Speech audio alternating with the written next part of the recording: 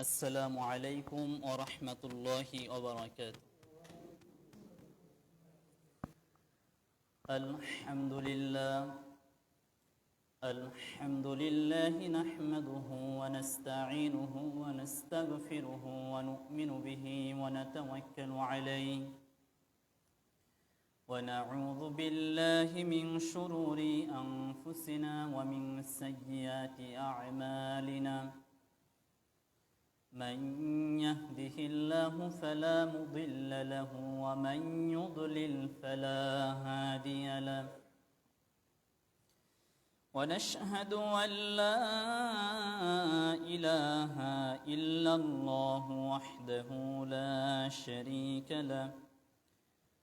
وأشهد أن سيدنا وسندنا وحبيبنا ومولانا محمدًا عبده ورسوله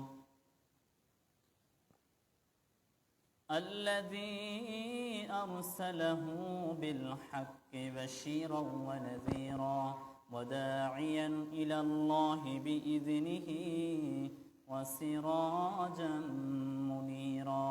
فقد قال الله تعالى في كلامه المجيد: إن الله وملائكته يصلون على النبي يا أيها الذين آمنوا صلوا عليه وسلموا تسليما.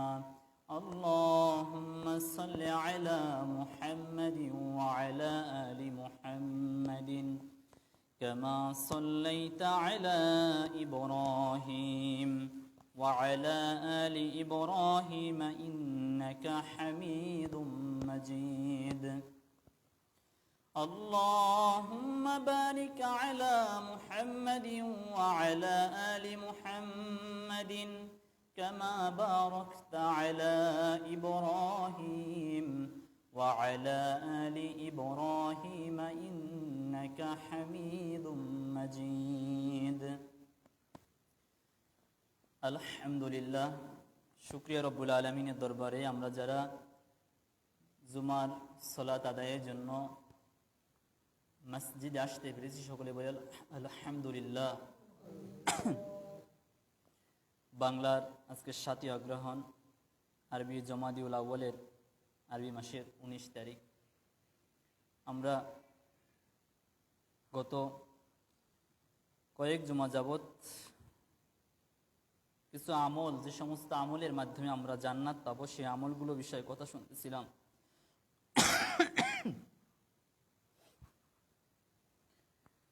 আমরা গত জুমাতে আয়াতুল কুরসি নিয়ে কথা শুনতেছিলাম যে আয়াতুল কুরসি যদি কেহ প্রতি ফরজ নামাজের পরে পড়ে আয়াতুল কুরসি, নবীজি সাল্লাল্লাহু আলাইহি ওয়াসাল্লাম হাদিসের মধ্যে বলেছেন যে লোকটি মৃত্যু ব্যতীত জান্নাতে যাওয়ার ব্যাপারে আর কোনো বাধা থাকে না। সুবহানাল্লাহ। এখন আয়াতুল কুরসি এর একটা ফজিলত না, এরকমের অনেক ফজিলত রয়েছে। হাদিসে এসেছে যদি কোনো বাড়িতে আয়াতুল কুরসি পাঠ করা হয়, আল্লাহ সুবহানাহু ওয়া তাআলা ওই বাড়িতে একজন পাহারাদার নিযুক্ত করে দেন, ফেরেশতা পাহারাদার নিযুক্ত করে দেন। ওই বাড়ি থেকে আল্লাহ সুবহানাহু ওয়া তাআলা ওই বাড়িকে আল্লাহ তাআলা নিরাপত্তা দেন। চোর, শয়তান, জিন, ভূত এই জাতীয় যা আছে, আল্লাহ তাআলা ওই সমস্ত অনিষ্টকারীদের হাত থেকে আল্লাহ তাআলা ওই বাড়িকে হেফাজত করেন। আমরা আয়াতুল কুরসির ফজিলত এবং আয়াতুল কুরসি কেন্দ্রিক কিছু ঘটনা আছে।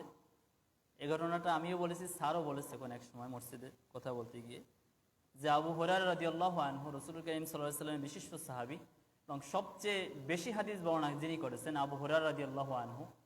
পুরুষদের মধ্যে, মহিলাদের ভিতরে আয়েশা সিদ্দিকা রাদিয়াল্লাহু আনহা তিনি হাদিস বেশি বর্ণনা করেছেন, 2210টি তার হাদিস। আবু হুরায়রা হাদিস বর্ণনা করেছেন 5374টি সম্ভবত।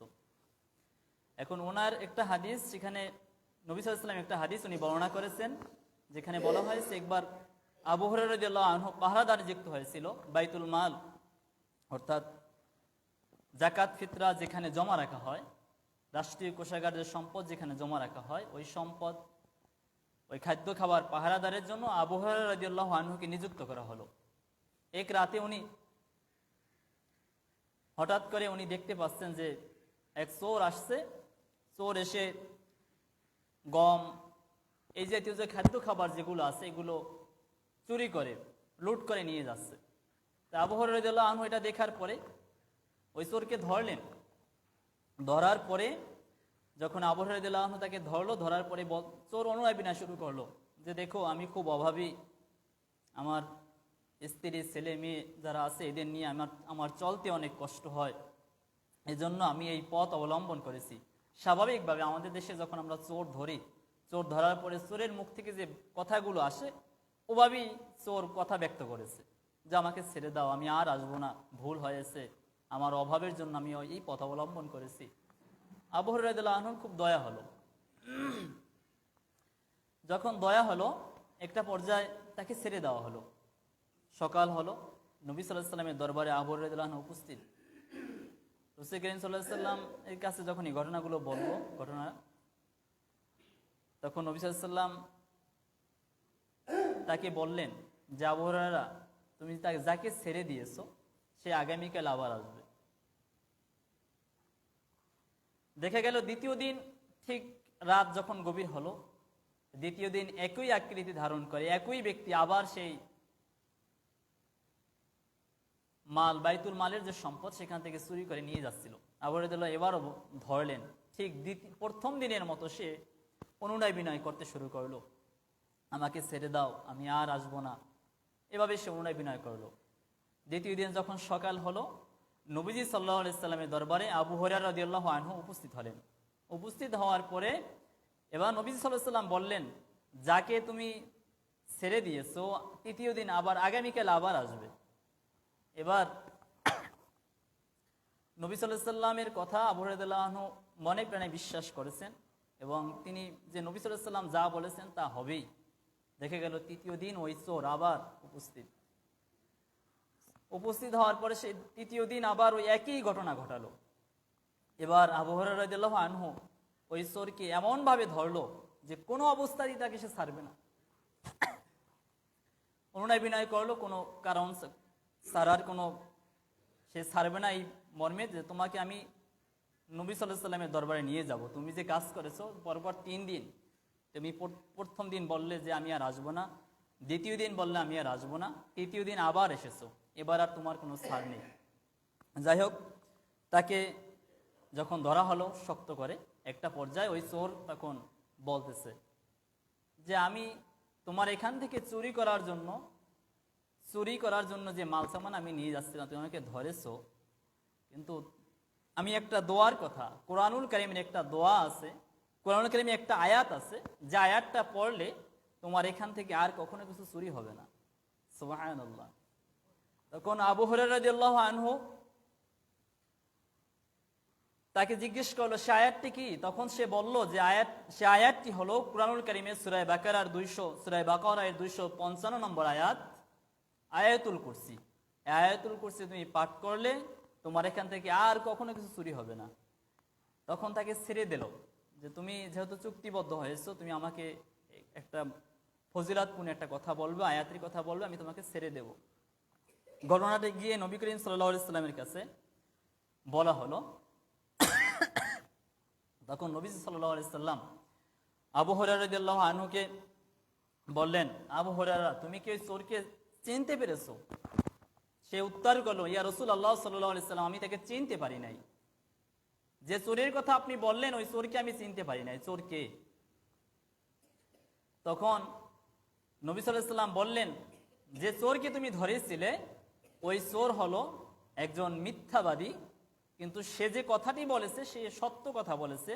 সে হলো শয়তান, সে হলো মিথ্যুক, সে প্রতারক, ধোঁকাবাজ, কিন্তু সে যে কথা বলেছে কথাটি হলো সঠিক। এখন আয়াতুল কুরসি অত্যন্ত ফজিলাতপূর্ণ একটা আয়াত। আমরা প্রতি 5 ওয়াক্ত নামাজ শেষে এটা যেমন পড়ব, এটা পড়ার মধ্যে যে ফজিলত রয়েছে সেটা আমরা সবাই জানি, যে যদি পড়ি মৃত্যু ব্যতীত জান্নাতে যেতে আর কোনো প্রতিবন্ধকতা থাকে না। এখন এই আমলটা আমরা করব, আমলের ফজিলত আমরা জানলাম, এবং এটা যদি কোনো বাড়িতে পড়া হয়, সে বাড়িতে আল্লাহ তাআলা একজন পাহারাদার নিযুক্ত করবেন। ওই বাড়িতে আল্লাহ সুবহানাহু ওয়া তাআলা শয়তান, চোর, এমনিভাবে আরও যা আছে সকল প্রকার অনিষ্ট থেকে ওই বাড়িকে আল্লাহ তাআলা রক্ষা করবেন। এছাড়াও কোরআনুল কারীমে এইভাবে ফজিলতপূর্ণ আরও বেশ কিছু আয়াত রয়েছে। সূরা বাকারার শেষ 2টি অথবা 3টি আয়াত আমি গত জুমাতেও বলেছিলাম, এই আয়াতগুলো আমরা মুখস্থ করব। আমানা রসুল থেকে আয়াতগুলো, শেষ 2টি আয়াত আমানা রসুল, এখান থেকে আমরা আয়াত 2টি মুখস্থ করে নিয়ে যাব। নবীজি সাল্লাল্লাহু আলাইহি সাল্লামকে আল্লাহ তাআলা মিরাজে যে হাদিয়া দিয়েছিল, 3টি হাদিয়া দিয়েছিল নবী সাল্লাল্লাহু আলাইহি সাল্লামকে। 3টি হাদিয়ার আমাদের দেশে আলেমরা একটা হাদিয়ার কথাই বলে, হয়তো না জানার কারণে হয়তো এমনটা হতে পারে। আল্লাহ তাআলা নবী সাল্লাল্লাহু আলাইহি সাল্লামকে যে 3টা হাদিয়া দিয়েছিল, সে হাদিয়ার প্রথম হাদিয়া ছিল 5 ওয়াক্ত নামাজ। 5 ওয়াক্ত দেয় নাই, প্রথমে 50 ওয়াক্ত দিয়েছিল। ঘটনা আমরা সবাই জানি, বিস্তারিত বলার দরকার নেই। এরপরে সূরা বাকারার শেষ 2টি আয়াত, কোন হাদিসে 3টি আয়াতের কথাই বলা হয়, শেষ 2টি আয়াত আমরা মুখস্থ করে নেব। এই 2টি আয়াত এমন যে 2টি আয়াত অত্যন্ত ফজিলতপূর্ণ, এবং এই 2টি আয়াতের সম্পর্কে বলা হয়েছে যে আল্লাহ তাআলা জান্নাতে যে ধনভাণ্ডার রয়েছে, সে ধনভাণ্ডার সমূহের একটা ধনভাণ্ডার এটা। যাই হোক, আমরা এই আয়াত 2টি গুরুত্ব সহকারে মুখস্থ করব।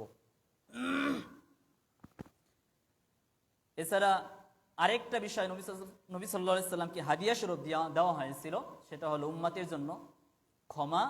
যারা শিরকবিহীন অবস্থায় মৃত্যুবরণ করবে, শিরক যারা করে না, শিরকবিহীন যারা, শিরক দুনিয়ার এই জীবনে, সাময়িক জীবনে যারা কখনো আল্লাহ তাআলার সাথে শিরক করে নাই, শরীক স্থাপন করে নাই, এই অবস্থা যারা মারা যাবে আল্লাহ তাআলা তাদেরকে ক্ষমা করে দিবেন। এই 3টি হাদিয়া মিরাজের রজনীতে দেওয়া হয়েছিল।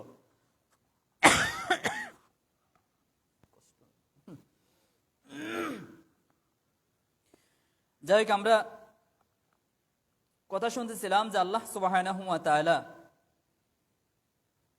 আমাদেরকে যে সমস্ত আমলের মাধ্যমে জান্নাত দিবেন, সে সমস্ত বিষয়ে কথা শুনতেছিলাম। এর পরের পয়েন্ট, যে পয়েন্টে আমি কথা বলবো, সেটা হলো সূরা ইখলাস।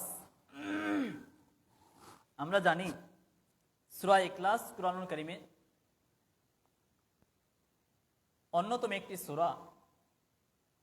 সূরা ইখলাসের পাঠের ফজিলত আমরা জানি, হাদিসে এসেছে, বুখারীর হাদিস এটি, যে সূরা ইখলাস হলো কোরআনের 1/3 অংশ। সেই হিসাবে আমরা বলে থাকি যে যে ব্যক্তি সূরা ইখলাস 3 বার পাঠ করলো, সে একবার পূর্ণাঙ্গ কোরআন তেলাওয়াত পাঠের সওয়াব তাকে দেওয়া হবে, এভাবে বলা হয়ে থাকে।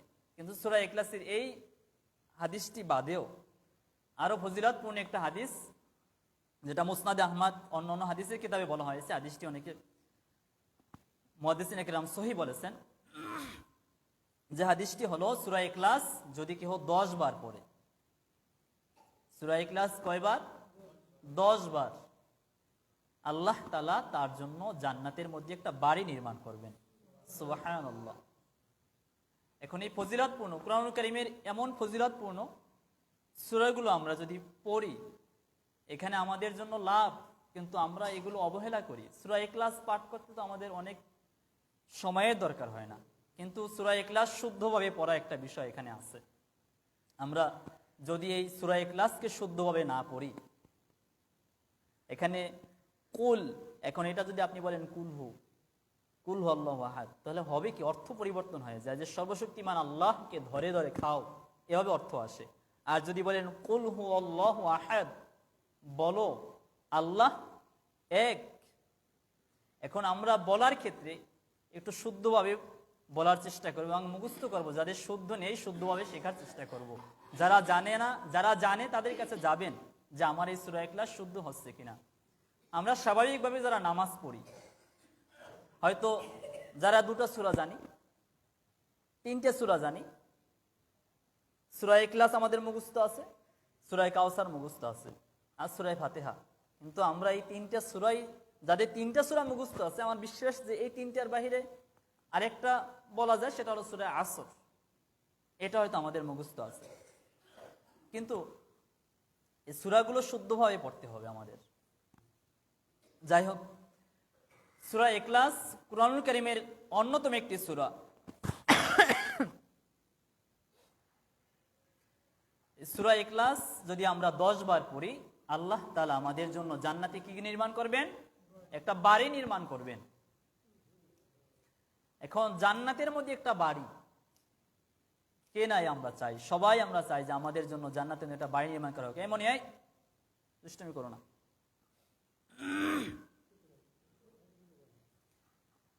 জান্নাতের মধ্যে একটা বাড়ি আমরা সবাই চাই, কিন্তু এই জান্নাতের মধ্যে একটা বাড়ি যে আল্লাহ তাআলা নির্মাণ করবেন, এজন্য আমাদের এই আমলটা করতে হবে না? আজকে শুনলাম, এখন থেকে আমরা প্রতিনিয়ত সকাল বিকাল এই আমলটা আমরা করবো, আমলের ভিতরে আমরা রাখবো। কোরআনুল কারীমে আল্লাহ তাআলা আমাদের জন্য 114টা সূরা দিলেন। 114টি সূরার মধ্যে কয়েকটা সূরার নাম, 3টা সূরা যার নাম সূরার মধ্যে নেই।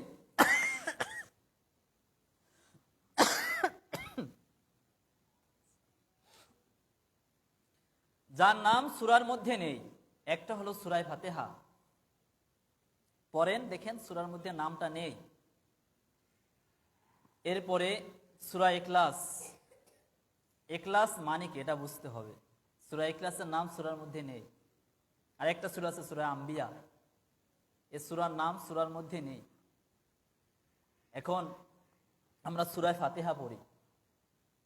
সূরা ফাতিহার মূল বিষয়টা যদি আমরা বুঝতাম যে কি আমরা পড়তেছি, তাহলে আমরা অন্ততপক্ষে নামাজের যে মজা এটা আমরা কিছুটা হলেও পেতাম। সূরা ইখলাস, আমরা প্রতিনিয়ত সূরা ইখলাস যারা পড়ি, সূরা ইখলাসের মধ্যে কি বলা হয়েছে যদি এটা আমরা বুঝতাম, তাহলে আমরা অন্ততপক্ষে আল্লাহ তাআলার হুকুম বিধিবিধান আমরা লঙ্ঘন করতাম না এবং আল্লাহ তাআলার সাথে কখনো শরীক স্থাপন করতাম না। সূরা ইখলাসের ভিতরে আমরা বলছি কুল হুয়াল্লাহু আহাদ, বলো আল্লাহ এক। আপনি বলতেছেন যে আমি আল্লাহ এক, এটা আমি মুখে স্বীকৃতি স্থাপন করেছি। দ্বিতীয়, আপনি বলতেছেন আল্লাহুস সামাদ, যে আল্লাহ এক, যাকে আমি সাক্ষ্য দিলাম যে আমার আল্লাহ এক, অদ্বিতীয় কেহ নেই, সে আল্লাহ সম্পর্কে আপনি বলছেন আল্লাহুস সামাদ। দুনিয়ার সব মানুষ একজন আরেকজনের প্রতি মুখাপেক্ষী থাকতে পারে, কিন্তু আমার রব আল্লাহ তিনি কারো প্রতি মুখাপেক্ষী নন।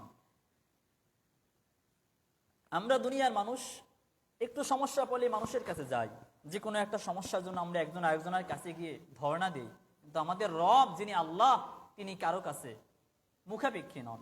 এটা আমরা সূরা ইখলাসের ভিতরে বলতেছি। লাম ইয়ালিদ ওয়া লাম ইউলাদ, আপনি আমি একটা মাধ্যম, একটা সিস্টেমের মধ্যে আমরা দুনিয়াতে এসেছি, কিন্তু আমাদের রব আল্লাহ তিনি কারো থেকে জন্মগ্রহণ করেননি, কাউকে জন্মও দেননি। ওয়ালাম ইয়াকুল লাহু কুফুয়ান আহাদ, যে রব সম্পর্কে আমি সাক্ষ্য দিলাম, বললাম, সেই রব এমন রব তার সমকক্ষ পৃথিবীতে আর কেউ নেই। দুনিয়ার যত মানুষ আমরা দেখতে পাচ্ছি, সবাই যদি এই একটা সূরার আঙ্গিকে যদি আল্লাহকে রব মেনে যদি সবকিছু বুঝে এবং মানে সূরা ইখলাস পড়ে, তাহলে অবশ্যই আমরা এক একজন ভালো মানুষে পরিণত হতে পারবো। অন্ততপক্ষে আল্লাহ তাআলার হুকুম আহকাম বিধিবিধানগুলো আমরা লঙ্ঘন করব না এবং আল্লাহ তাআলার সাথে কোনো বিষয়ে শরীক স্থাপন আমরা করব না। কিভাবে মানুষ একজন আরেকজন মানুষের কাছে মাথা নত করে সূরা ইখলাস যদি পড়ে, কিন্তু আফসোস আমরা নামাজ পড়ি, একদিকে সূরা ফাতিহা পড়লাম, সূরা ইখলাস পড়লাম, কিন্তু এখান থেকে বের হয়ে যাবার পরে ঠিকই দেখা যাবে আমরা কোনো মাজার, কোনো অন্য কোনো বিষয়, কোনো পীর, আরো এই জাতীয় ফকির মকির যারা আছে, গণক, এদের কাছে আমরা কখনো যাব না। আফসোস হয়ে যায়, আমি বিষয়গুলো বলি মাঝে মধ্যে, কিন্তু দেখা যায় কিছুদিন আগে দেখলাম এখানে আপনাদের একজন বানর নিয়ে আসছে। যদিও আমি ধাবার দিয়ে বলে দিচ্ছি যে পিটান খাওয়ার আগে এখান থেকে পালা, আমি ধাবার দেওয়ার পরে এখান থেকে পালিয়েছি। তার আগে বেশ কয়েকটা বাড়িতে গিয়ে সে ইনকাম করে নিয়ে গেছে, এখান থেকে 500, 700, 1000 টাকা পর্যন্ত নিয়ে গেছে। আপনাদের বলা হয় যে আপনারা অন্ততপক্ষে এই শিরকি আকীদা, এই শিরকি কাজ থেকে যুক্ত হবেন না। যদি কেউ গণককে হাত দেখায়, এটা আমরা তো জানা কথা, আমি বিশেষ করে আমি আমার স্বল্প জ্ঞানে যতটুকু জানি বলি মাঝে মধ্যে আপনাদেরকে, যারা হাত দেখাবে গণকের কাছে যাবে এবং হাত দেখাবে, যাওয়ার কারণে, হাত দেখান তো দূরের কথা, যাওয়ার কারণে 40 দিন তার ইবাদত বন্দেগী কবুল হবে না। এরপরও আমরা এই কাজগুলো, জঘন্য কাজগুলো আমরা করব। প্রিয় ভাইয়েরা, এখন বলতে পারেন যে হুজুর আমরা ওখান থেকে উপকৃত লাভ করছি, ওই যে মাজারে গেছিলাম, মাজারের মাটি নিয়ে আসছি, আবার ওই বানর বলেন অমুক বলেন, এগুলো আমরা উপকার লাভ করেছি। হ্যাঁ, আমি এটা মানি যে আপনি উপকার পাচ্ছেন, কিন্তু এখানে একটা বিষয় আছে। এখানে বিষয়টা হলো এমন, আপনি যখন ওর কাছে গেলেন, ও আপনাকে কিছু তদবির দিল আর আপনি সেটা গ্রহণ করলেন, আর আপনার শরীরের ভিতরে যদি কোনো ওই সমস্যাগুলো থাকে, এখানে শয়তান একটা মেকানিজম সিস্টেম চালু করে দিয়েছে যে মানুষকে দিন হারা কিভাবে করা যায়, ইমান হারা কিভাবে করা যায়। শয়তান সেই পলিসি অবলম্বন সব সময়, মানুষের তন্দ্রে রোগে শিরায় শিরায় শয়তান চলে, আর শয়তান আপনাকে ওই পথে নিয়ে এমন এক সিস্টেম দেখিয়ে দিল, আর আপনি যখন ওই শয়তানের সিস্টেম গ্রহণ করলেন, ইসলামের সিস্টেম বাদ দিয়ে ওই শয়তানের সিস্টেম গ্রহণ করলেন, আপনি ওখান থেকে অত কিছু ফায়দা পাচ্ছেন। আর শয়তান এটাই চাচ্ছে যে মানুষকে ইসলাম থেকে, দিন থেকে কিভাবে বের করা যায়। এর আগে আমি একটা জায়গায় মসজিদের দায়িত্ব পালন করেছি, সেখানে একটা মাজার আছিল, ওই মাজারের মাটি এনে আমাকে একজন বলতেছিল, হুজুর আপনি তো এর বিরুদ্ধে অনেক কথা বলেন, দেখেন আমাদের এখানে একজন, আর একেবারে বাস্তব একটা ঘটনা, মানুষ সাক্ষীও আছে। কি সাক্ষী? বলতেছে আমাদের একজন আর গরু এভাবে পড়ে গিয়েছিল মাটিতে বেশ অনেক দিন, আর ওই গরু শোয়া থেকে উঠতেছে না। তা আমরা কয়েকজন থেকে পরামর্শ দিলাম, পরামর্শটা হলো ওই মাজারের মাটি এনে ওর গায়ে একটু ভালো করে লাগিয়ে দাও। মাজারের মাটি লাগানোর পরে গরুটা অটো দাঁড়িয়ে গেল। আপনি কি এটা বিশ্বাস করবেন? আপনি যদি বিশ্বাস করেন ঈমান হারা হবেন। আপনার গরুর সাথে শয়তান ভর করেছিল, শয়তান বিপদগামী করার জন্য ওই মাটির ভিতরে ঢুকেছে। ওই মাটি যখন ওর গায়ে লাগিয়ে দিয়েছেন, শয়তান আপনার গরুকে জাগিয়ে ধরেছে। কারণ ঈমান যে এনেছে, সে আয়াতুল কুরসি পড়লে, আয়াতুল কুরসির ভিতরে 10-11টা শিক্ষা আছে। আমি ওগুলো বলবো না আজকে, বলার আমার ইও না, যেহেতু আলোচনা অন্য প্রসঙ্গে। আর আমরা যারা ঈমান এনেছি, ঈমানওয়ালা মানুষগুলো এই সমস্ত কার্যক্রমের সাথে লিপ্ত হবে না। মাজারের মাটির সাথে এমন কি সম্পর্ক আছে? এই কথা বলার পরেও হয়তো দেখা যাবে যে আমরা এরপরে ওই পীর ফকির এরা যারা আছে, এদের পিছনে আমরা দৌড়াবো। আপনি বিপদে পড়েছেন, কাকে ডাকবেন? আল্লাহকে ডাকবেন। সূরা ইখলাসের শিক্ষা কি? সূরা ইখলাস এর শিক্ষা, এর মর্মার্থ বুঝে যদি আমরা সূরা ইখলাস প্রতিদিন এভাবে 10 বার পাঠ করি, তাহলে আল্লাহ সুবহানাহু ওয়া তাআলা, আল্লাহর রাসূল যেহেতু বলেছে, অবশ্যই আমাদের জন্য জান্নাতে একটা বাড়ি নির্মাণ করা হবে। আর যদি ওরকমের সূরা ইখলাস হাজারো বার পড়ি, কিন্তু আমার আকীদার মধ্যে, আমার বিশ্বাসের মধ্যে, আমার চালচলনের মধ্যে যদি শিরক থাকে, তাহলে ওই সূরা ইখলাস পড়ার মধ্যে আমার কোনো কল্যাণ হবে না। প্রিয় মুসলিম ভাইরা, এজন্য আমরা সূরা ইখলাস এর মানে বুঝতে হবে। ইখলাস মানে একনিষ্ঠ।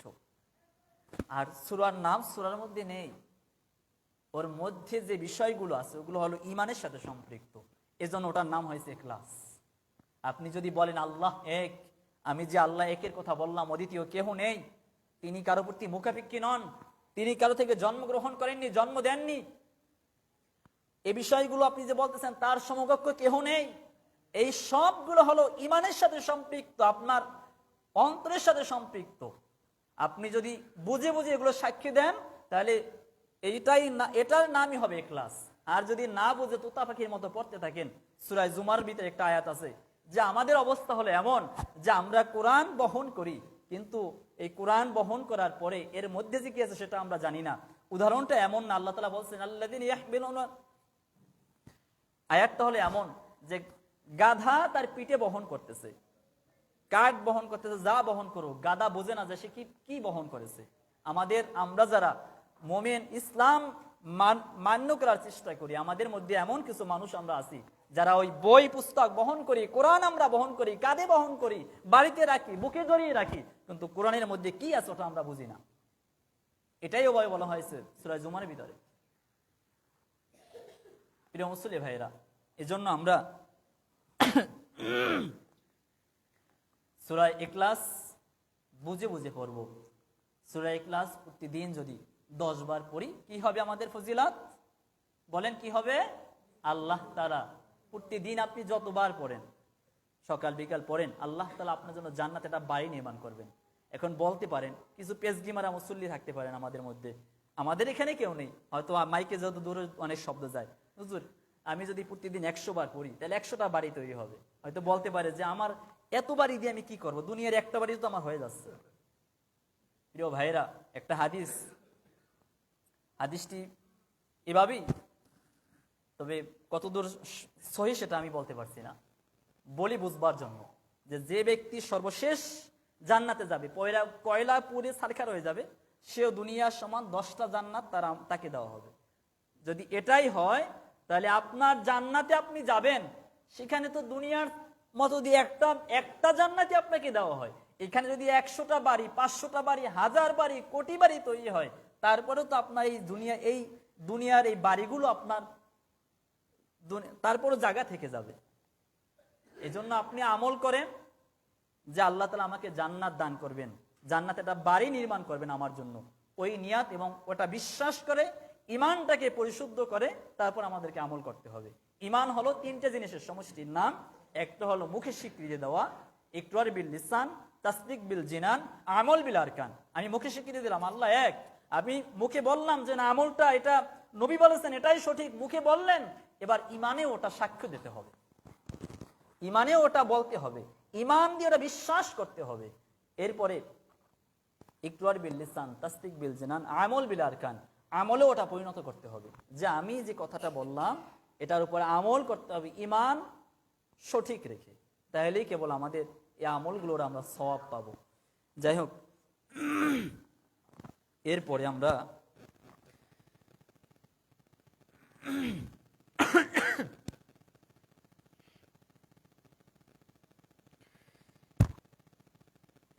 সূরা ইখলাস সম্পর্কে আমরা শুনলাম।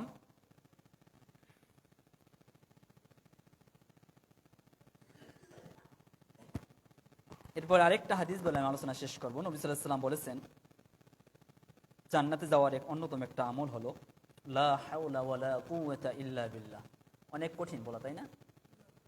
লা হাওলা ওয়ালা কুওয়াতা ইল্লা বিল্লাহ, এটা এই শব্দটা সম্পর্কে বলা হয়েছে, যাকে এর অর্থটা বলি, কোনো অবলম্বন নেই, কোনো ক্ষমতা নেই, লা ইলাহা লা হাওলা ওয়ালা কুওয়াতা ইল্লা বিল্লাহ, আল্লাহ সুবহানাহু ওয়া তাআলা ছাড়া কোনো অবলম্বন আমার নেই, কোনো ক্ষমতা নেই, এবং আল্লাহ ছাড়া আমাকে আর কেউ সাহায্য করবে না। তিনি হলো উত্তম সাহায্যকর্তা, তিনি ছাড়া আমাকে কেউ সাহায্য করবে না। আল্লাহর সাহায্য ছাড়া আমার আর কোনো সাহায্য নেই। এখন এই হাদিসটি সম্পর্কে বলা হয়েছে, আবু হুরায়রা রাদিয়াল্লাহু আনহু থেকে বর্ণিত, তিনি বলেন, আমি কি তোমাদেরকে জান্নাতের একটা মূল্যবান সম্পদের সন্ধান দেব না? জান্নাতের একটা মূল্যবান সম্পদ, এটা কি বলেন?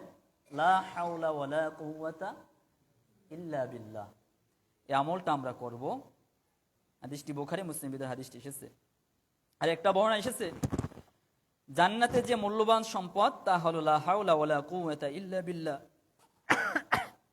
আর একটা হাদিসে ভাবে এসেছে, যে ব্যক্তি এটা তেলাওয়াত করবে আল্লাহ তাআলা তার জন্য জান্নাতে একটা বৃক্ষ রোপণ করবেন। যাই হোক, সম্মানিত মুসল্লি ভাইরা, আমরা যে কথাগুলো শুনলাম, আল্লাহ তাআলা আমাদের এই আমলগুলো করার তৌফিক দান করুন, বলেন আমিন। আমি গত জুমাতে আপনাদের এখানে কিছু আপনারা সাহায্য সহযোগিতা করছিলেন মসজিদের কাজ বাবদ, কয়েকজনের নাম বলেছিলাম। গত সপ্তাহ থেকে এই সপ্তাহে আবার কয়েকজনে কিছু টাকা দিয়েছেন। এর বাইরে যদি কেউ দিয়ে থাকেন বলতে পারবেন। মুকুল ভাই 550 টাকা দিয়েছিলেন। রুমন হোসেন নভা চাচা, উনি মারা গেছে, 1100 টাকা দিয়েছেন। আসিফ ভাইয়ের বাবা যে হাসু চাচা, উনি দিয়েছিলেন হ্যাঁ হাসু জর্দার 500 টাকা দিয়েছেন। আর মাসুম ভাইয়ের বাবা 500 টাকা দিয়েছেন। আর একজনে দিয়েছেন, নামটা বলতে নিষেধ করেছে, সেও 500 টাকা দিয়েছে। 11টার দিকে দিয়ে গেছিল। যাই হোক, আপনারা মসজিদের উন্নয়ন কাজের জন্য আপনারা অনেকেই অনেক সাহায্য সহযোগিতা করেছেন। আমার কাছে যে হিসাবটা রাখা হয়েছিল, এখানে অর্থাৎ টাইলস কেনা বাদে এখানে মিস্ত্রি খরচ আর আনুষঙ্গিক কিছু খরচ এখানে 26,620 টাকা খরচ হয়েছে। আর টাকা জমা হয়েছিল আমার কাছে 26,800 টাকা। আপনারা মুসল্লি ভাইয়েরা যে টাকা দিয়েছেন সে টাকার পরিমাণ ছিল 8,390 টাকা। এবং এর বাইরে হাবিব ভাই 1 বস্তা সিমেন্ট দিয়েছিলেন আর ওয়াজেদ কাকে 1 বস্তা সিমেন্ট দিয়েছিলেন এই। আর এর আগেও কয়েকজন ভাই কিছু টাকা দিয়েছিলেন, আমি নামগুলো গত জমায় বলেছিলাম, আজকে বলছি না। জেগে হলো টাকা এখানে খরচ হয়েছিল সম্ভবত প্রায় কত ভাই বলতে পারবে? ভাই বলবেন এখন?